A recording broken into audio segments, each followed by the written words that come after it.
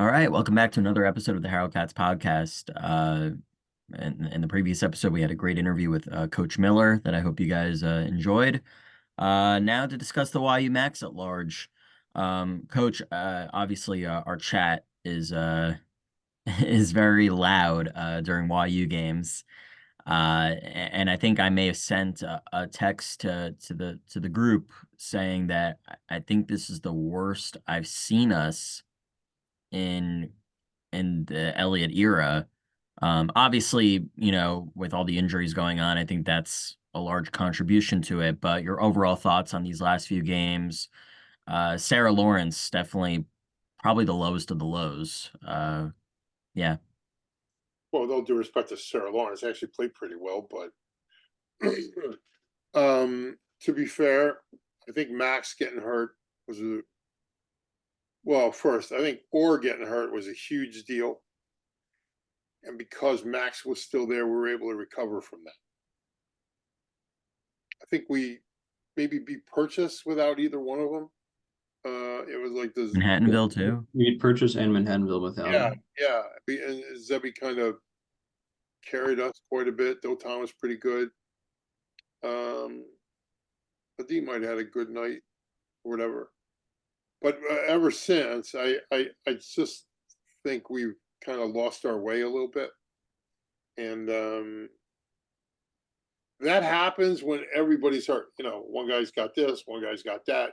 These two guys have serious months-long injuries. Not just a month. This is kind of huge, massive chunk of the season for I mean, Orr's been out since what, December? Yeah. And then you have now Yoel coming back was great, but he's playing 4 or 5 games, but Max gonna hurt. And I mean it's currently hurting us a lot. And just kind of the thing about Max, which was so painful, was Max was coming off the best basketball of his life. I think he scored 30, 28 or more, 5 games in a row or something like that. Within the context of what we were doing, like he was starting to get it, reached out and he was talking to me about it. And even now is writing guys about just run our stuff. And Max is starting to get it. And he goes down and it really changes not only the destiny of Max, but the destiny of our season and the league. Like, we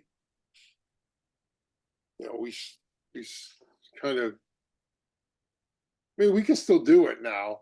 You just have to get out of this rut. And that, I think guys just have to get away from basketball for a few days and just kind of recharge a little bit. And the bottom line is, if you win the last 2 games you play, you're going to play at home for the playoffs. So why not do that until you have to play in the final? Assuming Farmingdale gets to the final, but it doesn't always happen. But we just haven't been very good on either end of the floor, really. And every single guy has to be held accountable, and they have to hold themselves accountable. It's really where it comes from. You're a college athlete. Compete. I don't think we competed very well the last 10 minutes the other night. I think we got up 54-41, and I had said, we're in trouble. We just don't know it. Right. And little did we know it happened. Because, you got to attack the bucket. Just like, when we had Coach Miller on in our last episode, he said, like, you got to pressure the basket. And you got to pressure him with cuts and post play and post touches. And we just not, our post play is non-existent right now. And it's, we can't post up like 17 feet from the basket and that NBA post up crap and think we're going to make a living on that. Teams are too good to do that. And we need to get that away and replace that with movement and cutting and screening. And, this posting up from 18 feet makes no sense. It's an NBA entertainment thing. And that bothers me to no end. Yeah. Uh, I think the mantra the last few games has been survive in advance. Yeah, And we're still going with that, correct? sure. I mean, look, you don't have a choice. Like that, you're trying to survive these injuries, so it's survive in advance. Just get through the next. Just win the game by a point. That's your only job. You don't have to win by 30. You don't have to win by 100. You don't have to win by 10. You just have to win by a point. No one's betting on it. And if it's unimpressive to somebody who's watching, who cares? Bottom line is you are what your record says you are. Period. So you just got to win by a point. Every coach in the world knows that. Well, let me put it this way: every coach in the world should know that. Whether they know that or sort of simple. Just win the game. Just win. Survive in advance. That's all you got to do. And if you can survive in advance and get to the playoffs and get these guys back, if they can come back by then, awesome. Then we got a chance. I still think we got a chance without him. I just think it's far more difficult, and everybody has to be ready to post. Like, I don't know what was wrong with Ben Haber the other night. Anybody know? I don't know Right. if it's a knee or leg or He probably one. didn't play, right? He didn't play. Yeah, Right. right. Yeah, we were down 4 guys. Yeah, And what was wrong with Goff? his foot. What about it? Still connected to his ankle, right? And he's got he's got something on it. Hurts for him to run. Okay. I mean, you just we just need guys to strap up and play hard. That's all. They can't. They can't. What are you going to do? Coach, can you speak to why you think? I mean, you said obviously not having Max and not having Or is a big loss. Can you speak to why? We were able to kind of survive in advance with one of them out, but once 2 of them were out, it's been more of a struggle. Why do you think? Can you explain why that is? I know it's a simple question, but can you just explain for the fans watching why that is? Oh, for the first and most important reason is now Zebi is not just one on your scouting report; he's 1, 2, and 3 on your scouting report, Mhm. and that's the issue. And Zebi needs help. Instead of throwing the ball all over the gym, we need to make sure we can help him somehow. Movement, cutting, not shooting the ball when we post up against a triple team. I can't figure that out. Not throwing a ball in traffic, trying to hit home runs every time when a single will do. I mean, that's part of just make the next easy pass. Everything else will come. But trying to get on Sports Center every night makes no sense. Now we got, I don't know, guys do a lot of things after they make plays, and I kind of act like you've been there before. You don't have to do this every time you hit a three. So I appreciate Zebi so much because he just acts like he's been there before. I don't even know what this means. I don't even know what that means. That's just the stupidest thing in the world. Honest. Like, you do this, like, what is that? That you saw a cutter you're supposed to see? Like, what? You threw a good pass. I mean, just, what is that? Like, what is that? So, you doing this or this or what Just the make the hell? shot. Just shut up and play. You want everybody to know, oh, I do that to psych myself. Why? Just play. I don't even know what that means. And let me ask you a question. When do those same guys do that when they turn the ball over? Or they only do that when they make a layup, make a good pass? When you make a bad pass, do you do it? Do you do this, when you miss a shot? Huh? Like I don't even get it. And I don't even get it. Like, you don't do that when you miss. Don't do it when you make it. Well, I'm celebrating my make. Now you celebrate your make, you get a stop and you do it again. You got 3 points on the board. Celebrate. This is just, I don't even, I'm old. I don't understand this generation, blah, blah, blah. Act like you've been here before, period. End of discussion. Like, you don't dunk the ball and then you don't do that. Tamir did that once when he was playing for me. And I'm like, dude, act like you've done this before. He goes, well, I haven't. I says, this is the only time you're going to dunk? He says, no, I want to do it again. I said, well, then behave and do it like you're going to do it again. And of course, that stopped him. I think his dad gave him some grief about that too. But like I'm not, you make a good pass. Here's my problem with it. Okay, most important. If the first thing you do is this, or the first thing you do is this, or some other nonsense, and it's not this, pointing to your teammate and thanking them for your screen or pass, you're the problem. Well, maybe that should be just as big a penalty as committing a technical foul. What do you mean? Like, you know, it's not the way to it's not the way you play the game correctly, you know? So I just think you can still yell and scream or whatever you want to do, but hand gyrations and stuff before you acknowledge your teammate, no man, I ain't even seeing that. goes back to being the we and not the me. Right, and I think your team, the standard by which every YU team from here on out will always be measured is 2019. And if you go pull out film, you will almost always see Ryan, Gabriel, Simcha, Donnie acknowledge who they were passing to, or who they passed to, or who they got a pass from.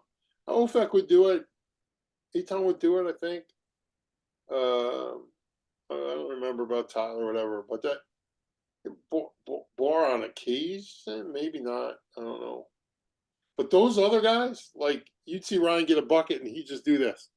He'd throw it up the floor for a dunk, and Ryan would just like point. Yeah. Pointing to the other guy. He wouldn't go like that. You didn't see Ryan do this. Ryan didn't do that.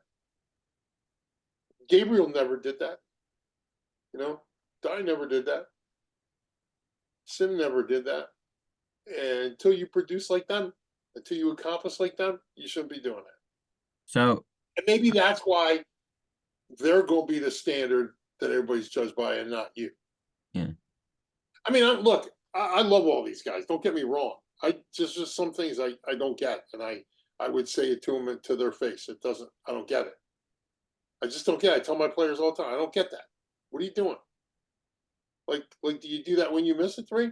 Don't do it when you make a three. do you think the team is at a certain point where someone like Zevi has to be a little bit more selfish just because Yeah, of course he has to. I mean, if you ain't gonna help, what am I supposed to do? You gonna shoot against triple teams instead of screening, cutting? You go post up instead of moving, cutting, screening? I mean, what I mean by that is post up on a perimeter,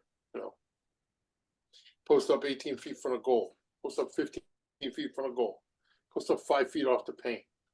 Instead of moving, cutting, screening, you're posting up, stagnating everything, crowding the lane line with your NBA post ups.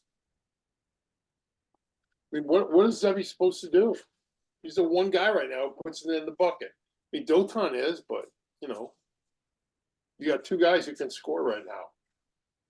I mean, I would have thought Effie would be, but He had 19 the other night, but coach, he had 19 the other night, but coach, I'm curious. The concern that I would put out there is when you require someone to when based on how things are going, someone feels the need to be more selfish, then doesn't that become a big issue if the guys come back healthy? That now we've been playing selfish ball for the last month. Oh, look, I'm not saying, I don't mean that selfish. Like, come get me the ball and I'll shoot every time. I don't mean that. Zevi's mature enough to know what selfish means. And he's very aware of bad shots. He's done a much better job in his sophomore year than his freshman year. He's got to get help. He's just got to get help. No, I think it'll be mostly seamless. I mean, there'll be an acclimation period, I guess, but you don't have a lot of time now. There's minimally 3 games left. So you don't have a lot of time. You hope there's 5 games left, and then a 6th or a 7th or an 8th or a 9th. But right now, you got to look at what you have. There's 2 games left in regular season. There's 1 playoff game at least. And that's all you can deal with. So you got to be able to get back before that. If you're not, it's going to be a struggle. So I think your question is hypothetical in very much every way. You I mean, understand what I mean? yeah, I think there are a lot of people who are, surprised, maybe a little bit, but at the same time, we're only saying goodbye to one player at the end of the season. So the continuity is still there, as you always Yeah. point out. I mean, there's two players, I think. Right, right. Gov's not being honored this week, Got but yeah, Gavin, I think I've already had a senior night, but yeah, Gavin, yeah, I he think. had it Yeah, last week. but 96% of the scoring production this year has been first and second year guys. Yeah, Right. And again, like I said, being young gets old right quick. So there's some guys who are not playing up to their potential, and that has to get fixed. That has a lot to do with. I'm not really sure what it has to do with actually, but shot selection is a big key. Taking care of the basketball, we got to learn how to guard it. Like we're not guarding it very well, so it's problematic. But it's easily fixable. And by the way, what cures your ails? Just winning. Just win. All you gotta do is win. You know, team survive in advance. survive in advance, man. That never gets old. Yeah. I mean, just survive in advance. That's it. That's all you need to do. And you need because every game now is a playoff game. We've done that to ourselves, by the way, and we're responsible for that. But we were going through when even without Orr, we were scoring 80 something points a game. And now we're just kind of trying to struggle to get to 60. We just need help. Zebi is occupying every single ounce of their opponent's mind.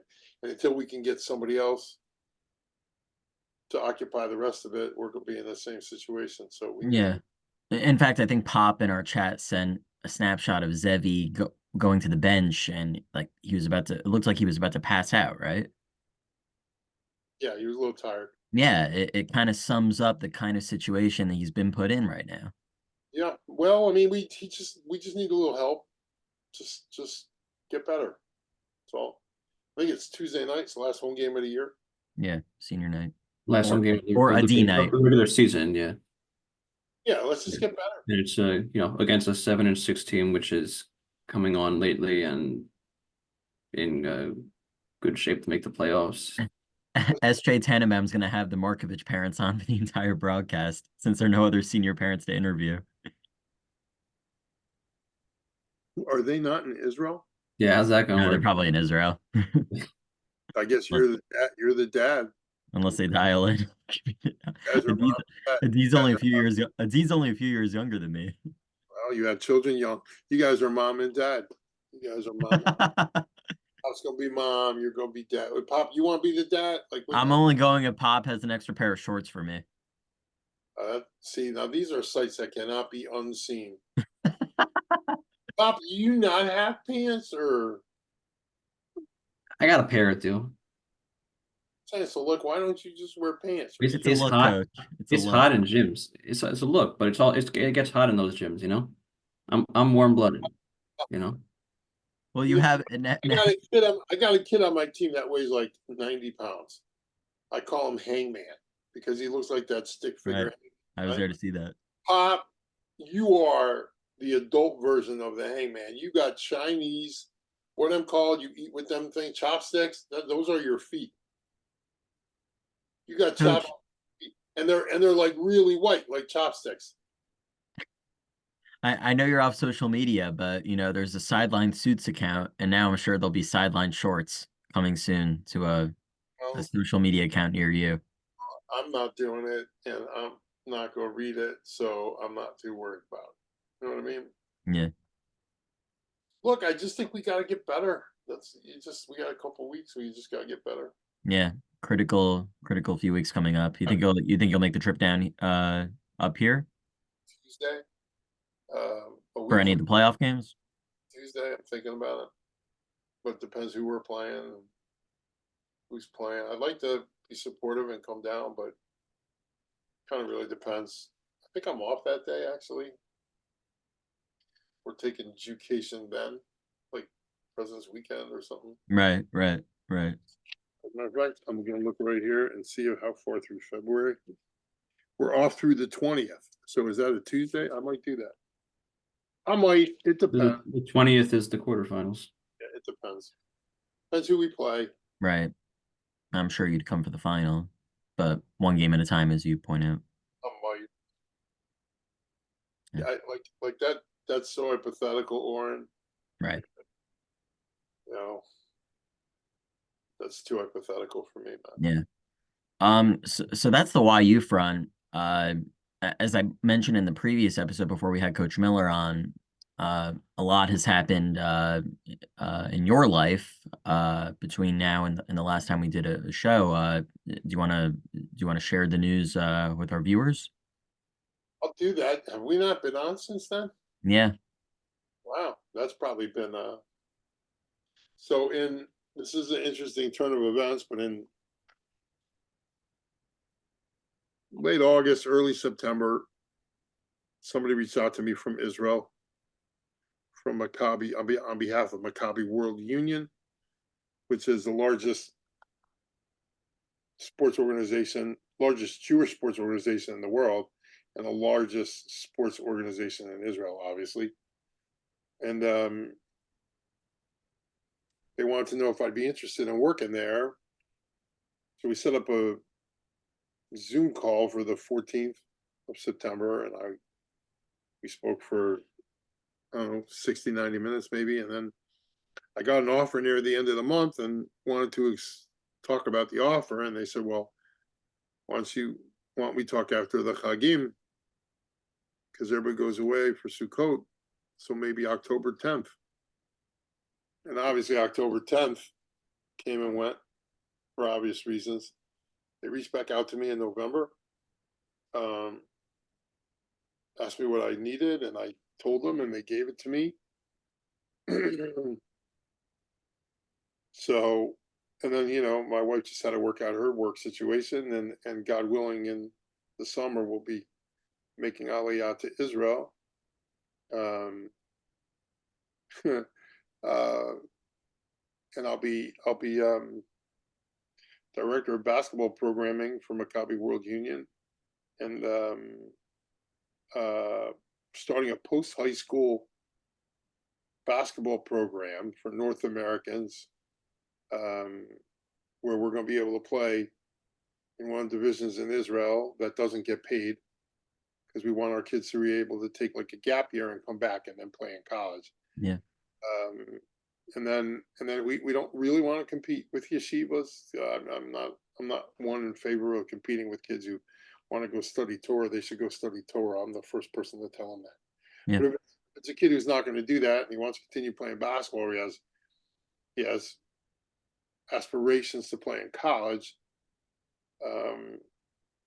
you're gonna get you're gonna get a professional basketball program, and we're gonna practice like it's a college team.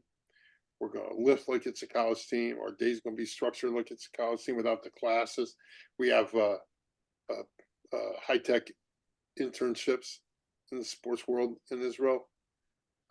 We have volunteering opportunities with various places like Maccabi Tel Aviv and their youth department, and a couple others, just whatever it is. But it was a situation where I'm not getting any younger, and my kids were okay with it. That was the most important thing to me. So kind of looked like a no-brainer to us. To keep, just is one of these things. Like the one apprehension. Obviously, I'm gonna move. Is my face being sunned in or whatever? The one apprehension, obviously, is YU basketball. I enjoy being able to come up there and teach, and then being able to follow them. And it's not 3 a.m. But it's a There were a lot of 1 o'clock games this year on Sunday, so maybe. it's a small price to pay for being able to wake up every day and living with my people, um, being around my people. Um, we don't have a lot of friends. The world's being split right now into the house of Abraham and the house of Ishmael and Esau. That's from Rabbi Weinberger, and I agree with him. And you know, Am Yisrael Chai, and to do what my ancestors couldn't, just to be able to do that, and Hashem should grant us health and parnasa, health and financial stability to be able to live there. And I do have a son there and 3 granddaughters and a daughter-in-law. So to be able to do that is just kind of like a dream come true, a late in life dream come true, albeit, but Yeah. A dream come true nevertheless. And I honestly, as much as I love you guys, I kind of feel bad I'm not there right now, but life is what it is, you know. So we're going to go in a couple of weeks just to find a place to live, and then God willing, in sometime in June, July, we'll be going. Yeah. I think I can speak for both of us that this cannot happen to a more deserving person. We also love you very much, and I'm sure a lot of viewers are thinking, what does this do in terms of the future of our show? Uh, all it just means is that we'll have to be up at weird hours to make this happen. So No, no, we'll just record at 10 p.m. Coach wakes up at 5. We'll be fine. he has to accommodate us. I think we should accommodate him. It's Like, his Pop, show. what the hell's wrong with you? Yeah, you can accommodate me once in a while, but I'd be that's true. And how about doing a podcast in an hour and a half before Nate Salchama? That would be kind of cool. Yeah. I think we actually did something along those lines with Tamir, no? Tamir, the Yeah. sunrise over his shoulder. It was the coolest thing in the world. Yeah. So I am up early. I am willing to do that, and I have every intention of continuing to do this show if you guys are still do it. But I heard Oren that you were here in Baltimore and got stopped. Somebody said to you, "Aren't you the guy from the Harold Katz podcast?" John Rosen's father. Yep. Uh, Yep. Shout out to him if he's watching this show. Not only have we made Pops famous, not only have we made Pop famous, but we made you famous now too. Yeah. Only in Pikesville, though. Nowhere else. Used to be your only fan, Oren. Yeah. Now there's fans everywhere. Yeah. Yeah. And Poppers is like obviously, Poppers is like Mr. Basketball all over the world. It's you pretty. know, we're obviously hoping that the three of us, I mean, I think Pop and I are hoping that we'll go out to Baltimore one more time to see you off, but maybe God willing, the three of us will be together for Sarachek, and I think it would be a really cool opportunity for us to do a show from the tournament. I'd love that, and I'd love to. I think this year it's probably easier to do a roundtable than it was last year because I was Right. We talked about that possibility, having Coach Dweck and other coaches, and I'm not coaching. I'd love to be able to do a roundtable with. It'd be cool to do a roundtable with coaches and then to do one with players, and maybe from the hotel that you're in charge of here. yeah, Be able to set something up. Pop, that's not a bad idea. Screw actually it. a wonderful idea. Like really players that we want to talk to, not that Pop puts on his silly podcast with whatever. I'm not giving that podcast publicity, Pop. I'm gonna let you do it. But it would be cool to be able to get coaches and I was in the middle of writing a book and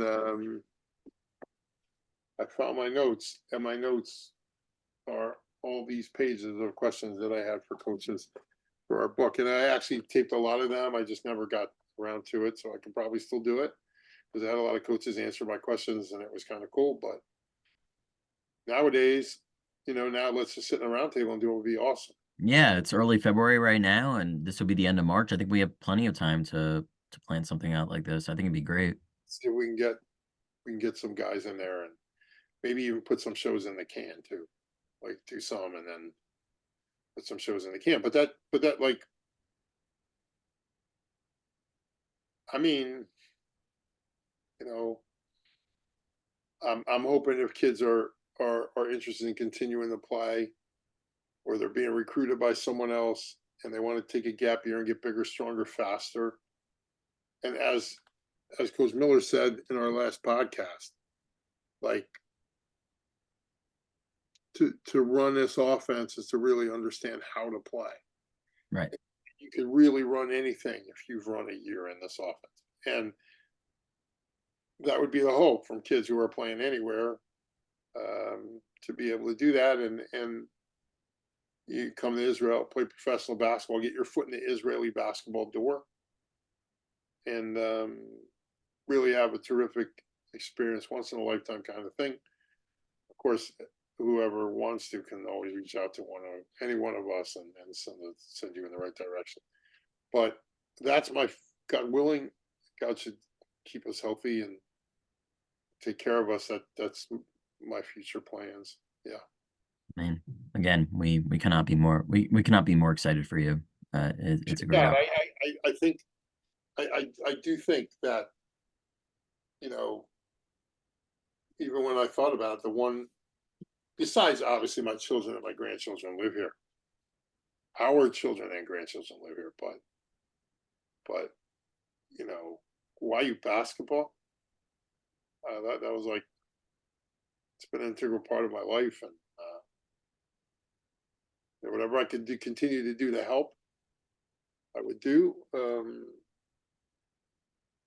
And thank God, because of technology, I could watch. Yeah. And still be able to be involved. So that's kind of cool. Just gonna have to get used to timing. That's all. People make it work. People make it work. Yeah, we're gonna try. Look, it's a small price to pay to be. I mean, you're. I mean, I was talking to my wife about this a couple of weeks ago, but I know now what Abraham was going through when God said, "Just leave this land you grew up in and go to this one. I will go with you. Follow me." And he's thinking, like, what am I going to do with this barbecue? Like, Avram's looking at his shelf and he's going like, I'm not going to be able to take this vase. I got this at that bazaar.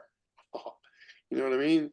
Right. Or he's like, these drapes, we're going to have to get rid of these drapes. We have them woven by that lady over in the shuk. You know what I mean? And remember, he's 75 years old. So he's like,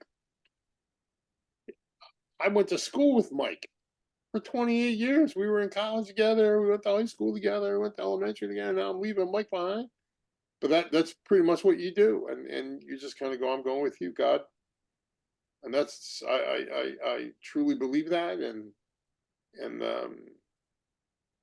of course now, at this time, whatever I could do in my small little way.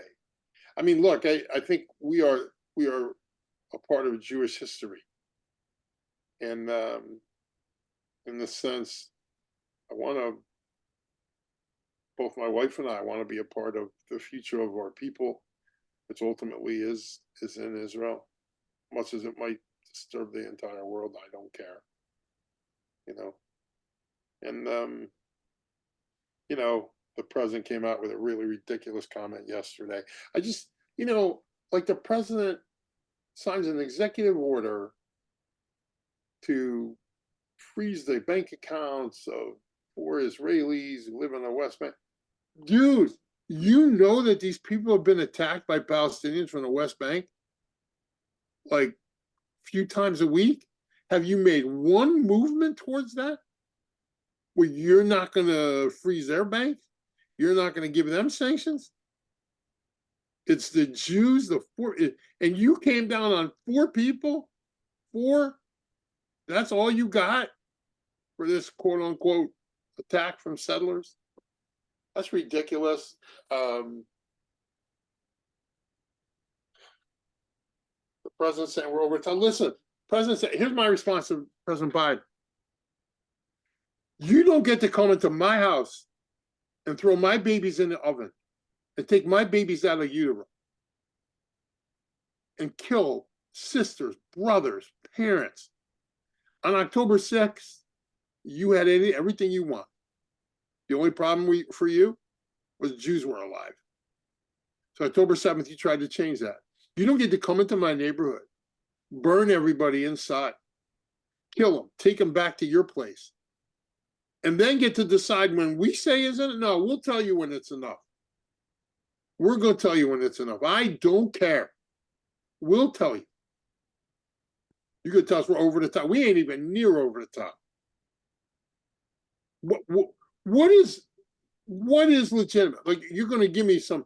Listen, did you ever hear them say innocent Japanese when we bombed Hiroshima?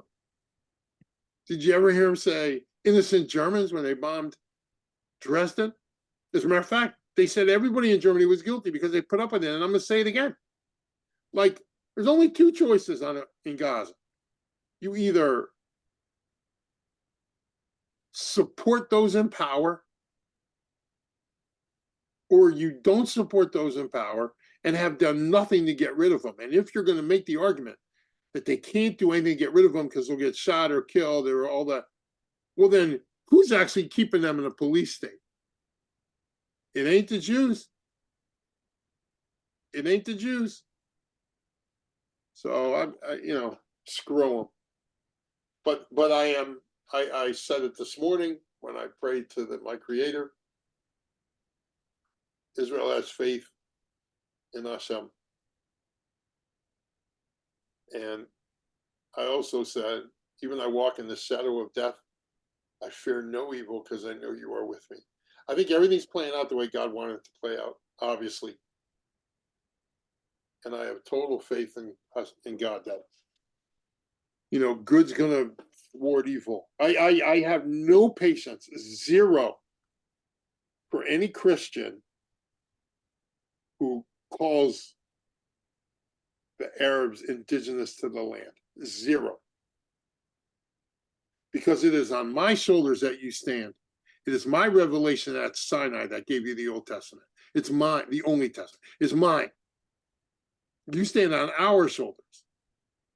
And in that very book, in Genesis, God says to Abraham, I'm giving this to you and your kids. And how many times does he say it in those few chapters alone in Lech Lecha? It's everywhere in the book. And you're going to stand on my shoulders and then make the claim that we've taken land from someone else? That's your claim? Especially since you killed us when you was coming with the Crusades? What? No, so I have no patience for Christians who have that. Christians, Catholics who have that, the nerve of them to tell us someone else is indigenous to our land, of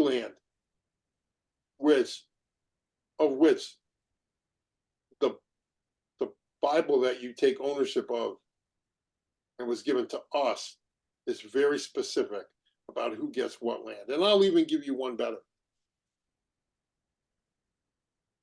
In Leviticus 26, 32 through 34, you can even go to 31.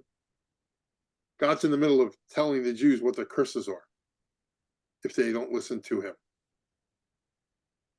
And God says, your land will remain desolate after I kick you out. And your enemies will not be able to make the land flourish. So the land will have its Sabbaths that you did not observe, and will get to rest. And then if you go to Deuteronomy 4, God tells you something similar, not about the land, but about if you don't hearken to my voice. And then he says, I will kick you out of the land, but I will bring you back. So the Catholic Church, which said the Jews would never come back, well, they've been proven wrong. So screw them. I don't want to hear it. I have no patience for you. You're ignorant. You know what ignorant is? In my neighborhood, it's called ignorant. Ignorant is called ignorant where I'm from. You ignorant. That's what's up. That's a good final line to have as we close out the show. That's what's up. What do you got, Pop? Anything? He's shaking his head. I mean, you're supposed to talk. It's a podcast. I'll see you sometime. I'll see you at Sarachek. See, Sarachek, that's all he's got. I mean, you know what? You know what, Oren? He's gotten too big for us. Pop, Yeah, Pop, Pop is I too think big. he's got another show tomorrow night. Last I Yeah, heard. you're invited anytime you want on the other show. Pop, really? You might want to check that. Uh, Pop's big time. He's got his own show. He's a voter in D3 who like Pop. I mean, where's your thank you? I mean, I hooked you up big time. From some nerdy kid I was watch games in 2018 to now some guy who's like big time. I hooked you up big time, Pop, and this is the thanks I get. I think it's pretty good. All right, whatever. You tell me. You're good, Pop. All You're right. good. Well, we'll see how it plays out with the rest of YU season. Tuesday night, they'll have a D night against Mount St. Vincent, then close out their season on the road next Saturday night in Maritime. For all of us here at the Harold Katz podcast, gotta watch. Oh, go ahead, Coach. Shiva League pass. We gotta do it. We still have to do that, Pop. Do we still have to do that? The Shiva League Pop. You do whatever you want. Shiva League pass. The Shiva League pass. We got pimp Pop here for a second. Yeshiva League Pass. Pop had a hostile takeover of the Yeshiva League Pass, so we have to support the our own version. Yeah, and there's so much pressure on me, by the way, to put stats in on my phone for every game that my team is in because Pop texts me immediately after the games are over, demanding that I get don't I have more important things to do? Yeah, like watch paint dry. Don't you want your kids to get highlighted? Yeah, but efforts. yeah, but you can't ask like a kid in the school. Oh, we have a kid. We have a kid in the school. He just says, "Oh, Oren's got it." Yeah, thrown under the bus as usual. I'm just saying, like Pop is our version of Vladimir Putin. That's what's up. That's what's up. Your new name, Pop, is Vladimir. I'm just gonna call you Vlad. All right. Well, our next episode of the Harold Katz podcast will be taking place in Russia. So I'm just saying, yeah. I'm just saying, Pop had a hostile takeover of Yeshiva League Pass. He's just the Vladimir Putin of Yeshiva League Pass. Does the original guy from Yeshiva League Pass know that you've taken over, Pop? You're kidding, right? Pop. All right, Vladimir. all right. Thanks, guys, for tuning in. We'll see you next time on the show. Yeah, thank you, fellas.